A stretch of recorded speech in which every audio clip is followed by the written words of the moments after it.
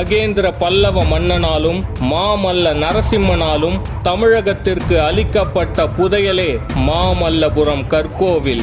உண்மையிலேயே மகேந்திர மன்னன் கல்லிலே கலைவண்ணம் கண்டுள்ளார் என்றே சொல்ல வேண்டும்.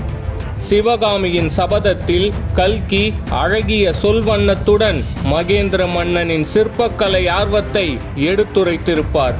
மகேந்திர மன்னன் சிற்பக்கலையில் சிறந்து விளங்கியவர். ஒரு கல்லை பார்த்த உடனே அதை எந்த உருவத்தில் செதுக்கினால் நன்றாக இருக்கும் என்பது வரை சிந்திக்க கூடியவர். மகேந்திர மன்னன் ஒரு முறை எல்லோரா குகைக்கு சென்று வந்துவிட்டு தனது ஆயன சிற்பியிடம் நாம் செய்யும் சிற்பங்கள் எளிதில் ஒளிமங்கி காட்சியளிக்கிறது.